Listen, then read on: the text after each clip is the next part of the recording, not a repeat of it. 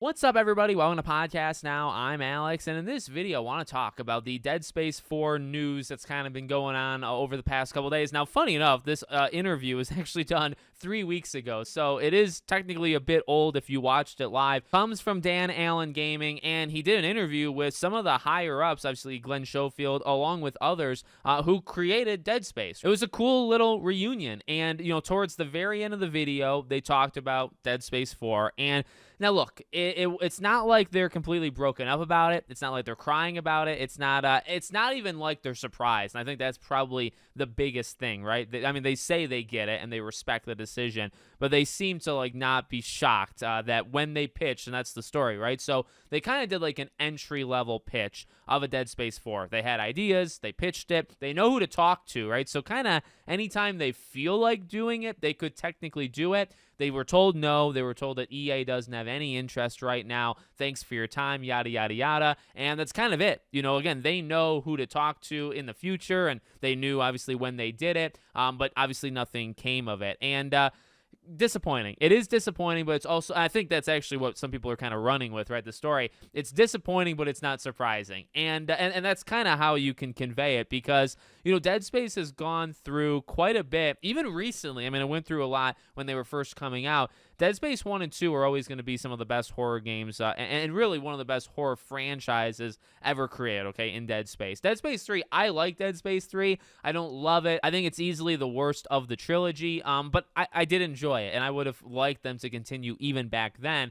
You get the Dead Space remake, and I thought it was fantastic. I thought it was so good in terms of keeping what made it so special, adding Isaac's voice, and it did it in a way that didn't hurt the game in any way. In fact, I think it enhanced the game. And obviously, and I think we covered this, back when it happened, the sad thing with Dead Space, the Dead Space remake, is that it didn't meet EA's, sales projections, and they kind of shut the whole thing down. Right now, we know confirmed that it didn't meet their expectations. We know in terms of rumors and stuff that there was talks, like Dead Space 2 remake was kind of something that was being pitched, and through those rumors, Dead Space was kind of killed off a second time, and that is the tragedy, I think, of this franchise, because I personally don't get it. Dead Space has always sold relatively well. I think the Dead Space remake sold relatively well, but it's all about, what they expect to do, and, when you're pitching a Dead Space 4, you're probably thinking, okay, you need to sell 2, 3, 4 million units, probably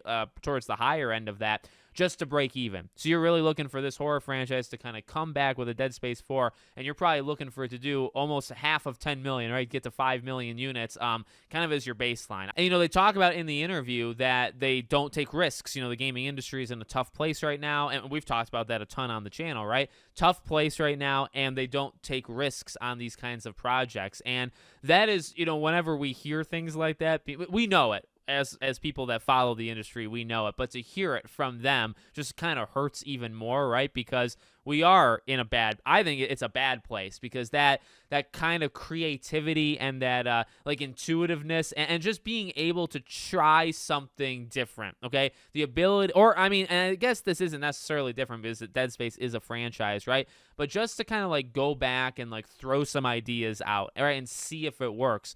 You could do that back in 2009, 2010, right? That was an era of the Vanquishes of the world and Transformers doing, Fall and War of Cybertron and stuff. You could just try crazy stuff and you could get away with it. And they might actually do pretty well. And nowadays, the issue is you can still do crazy stuff. It could still do pretty well, but if it doesn't do well, games cost triple the amount that it did, 10, 15 years ago, and you are completely screwing yourself and you're screwing the company, right? So that's the downside. That is the weakness with the industry right now. But and those are kind of the two main pillars, I would say, of this video, right? Just kind of looking at it and saying it's pretty sad we're in a situation where Dead Space, being a franchise that it is, can't get more than just the remake, because the remake didn't do well, I guess. Even though, and for it being a remake, I don't know if you want to judge it against its peers. I think it was different enough that you can. Dead Space remake was one of the better games that came out all of last year, okay? In terms of 2023. And a Dead Space 2 remake would freaking rock, okay? A 1 will always be really special. 2 might be like the better game. I think I might like 1. I kind of go back and forth. It's kind of like to ask me on any given day which Dead Space I like. I kind of go back and forth. They're both really very close to perfect games in my opinion. So I would have loved the Dead Space 2, but to not even be able to get a brand new game from 3 of the heads that brought you the first game, or not even just the first game, but just the franchise in general, they pitch you an idea. They are willing to do it. And it sounds like even going forward, they are willing to do it. Okay. In fact, all 3 of them are working other jobs and they sound pretty, I don't know if I'm reading into it too much. They sound like pretty possible that they would just quit their own jobs to move over to Dead Space 4 if they were given that chance. So it's kind of interesting. And I guess, well, they all pitched it together. So they were all willing to kind of leave what they were doing in place of Dead Space 4 anyway. So, but it's just sad that a franchise that big, and again, that's that the creativity kind of killed in the industry.